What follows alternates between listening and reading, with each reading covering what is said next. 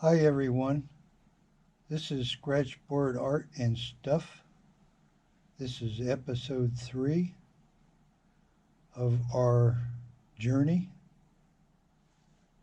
This is the image that we are going to try to do a sketchboard of.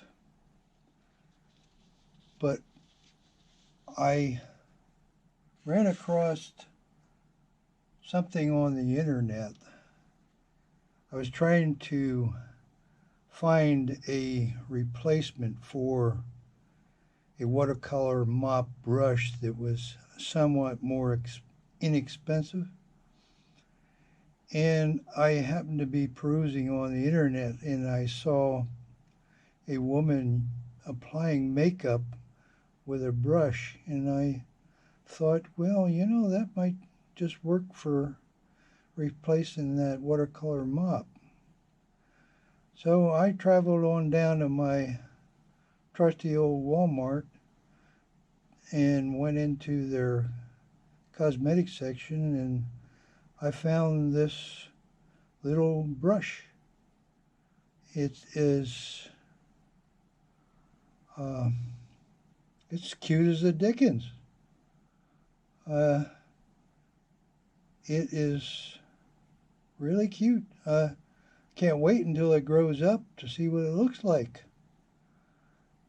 It's an unborn paintbrush. It is a total face brush by Elf, E-L-F, and it only cost me $3, and it works great.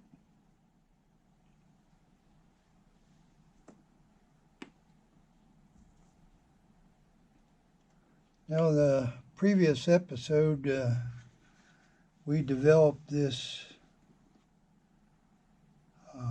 image overlay for transferring to our sketchboard.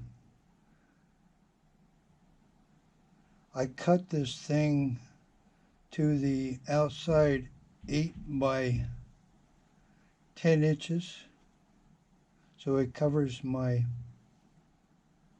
sketchboard. Now with my right hand, I lift up the image and the sketchboard, and I slowly put it under the clip and release it and make any adjustments you have to get your overlay correct. Now you take your transfer paper and you slip it under there, making sure that the transfer area is over top of your sketchboard.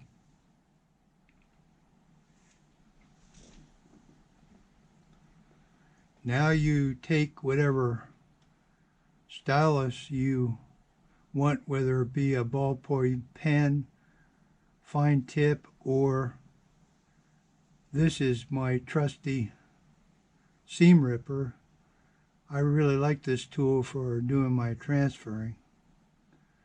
Now what you want to do is go around this transfer image inbound to your lines.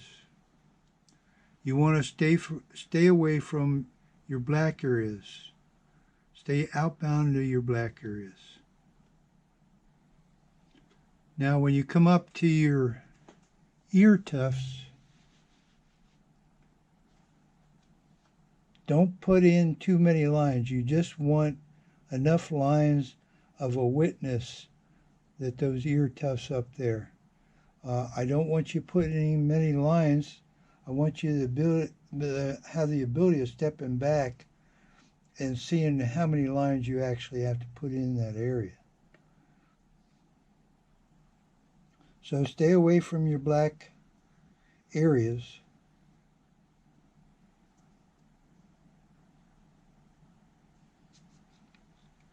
Now once you think you finished transferring all your lines, slowly look under your transfer paper to see what images you may have missed and go back and make your corrections.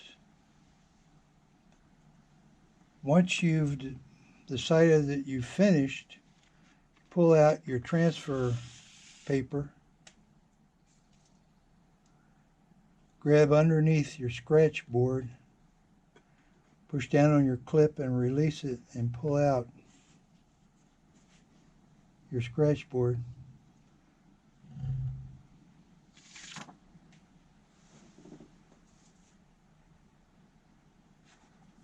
Now you can see I've done a little bit of scratching on this transfer to the scratch board. I wanted to show you what we need to do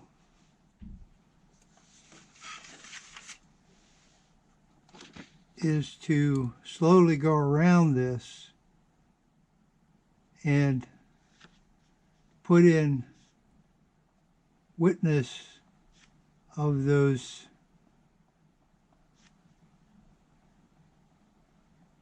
transfer lines, because we don't want in the future to wipe out those lines from going across your image area. Now what I want you to do is be conscious of the length of the fur line when you do your outline of the image area.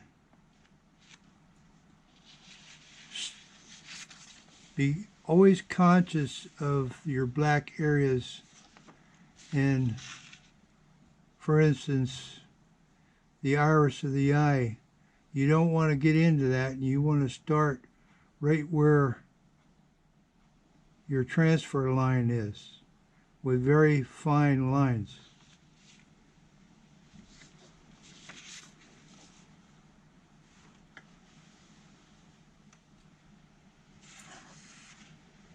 Now that brings me to a point I want to make about values. Whenever you do an art project, you can divide that art project into 3 steps. First step is to get your drawing right and your composition. The second step is to get your values right. And the third step that is just a consideration is color. Color is the least important of those 3 steps, your value being the most important. Now, how we develop values in Scratchboard is through the thinness of the line and the boldness of the line.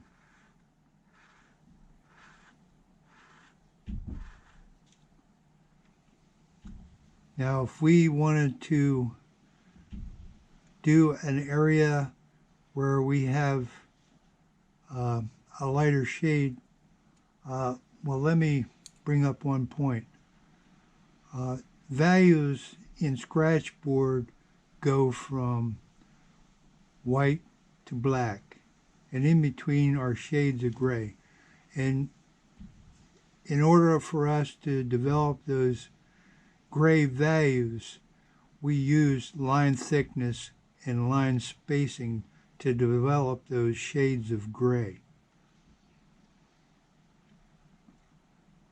Thin lines are developed with a light touch. Bold lines are with a heavier touch, and a larger area on the knife will develop a broader line. Now, when we want to do a light area, we do a single hatch and then we do a cross hatch, crossing that single hatch. The more hatches we put in, the lighter the area is going to become.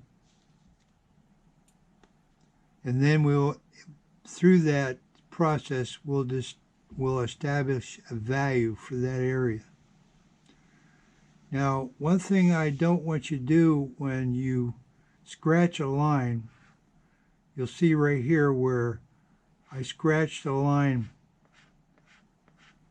and I did all my stops and starts from a particular area right across here.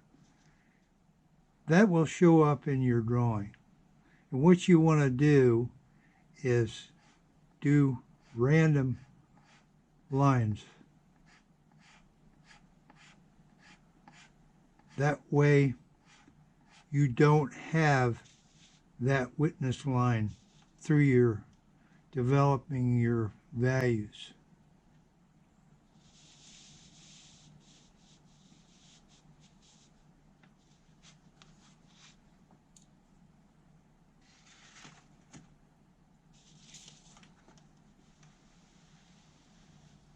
Now, as you go around your picture here, using your overlay, just slowly be conscious of the fur length and your values, because it's really hard to put the black back. So you want to periodically step back and look at your drawing to see how you're doing with your values.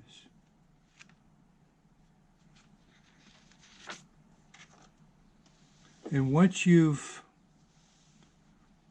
outlined all your transferred lines, then you can get into doing the rest of your cat, being always conscious of your line length and your black areas and your values.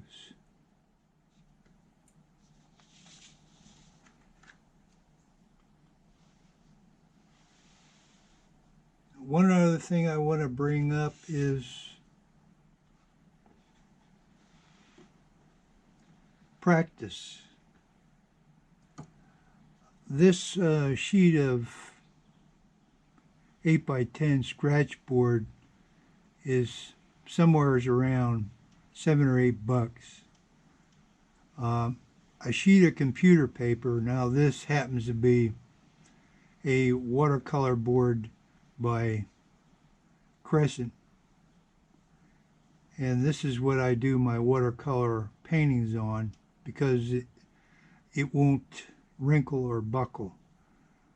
The reason I did this Canadian links on here is I wanted to do a contrast of Scratchboard, because I'm developing a calendar of big cats, and I wanted to see if a different contrast would look like with Scratchboard. So I developed this pen and ink. This is an easy practice way of doing Scratchboards, in that we're working with inexpensive materials.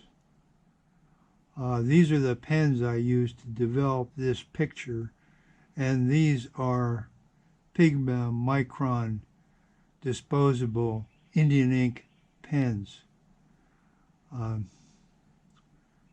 This one's the 005 size, and this is the 01 size. I did this whole drawing with these two pens. There is another option that I like, is these are a set of Copic multi-liners. They range in size from 0.03 up to 0.7. There are 4 sizes. These happen to come in a kit. But the beauty about the pen is that it has a refill in the pen, and it also has these tips that you can replace. These pens are waterproof Indian ink. The one thing about them is that they aren't cheap, but they give you the option of buying cartridges and buying new points and putting in these pens.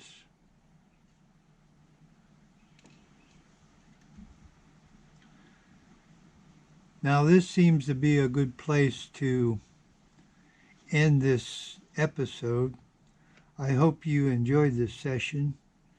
And if you did, please subscribe and hit that bell. I would appreciate it. In the next lesson, I plan to do a scratching of this Canadian lynx. But until then, please stay safe. I know this is a troubled time going through this virus thing. But I hope you're doing well. And please stay safe. And until then, bye now.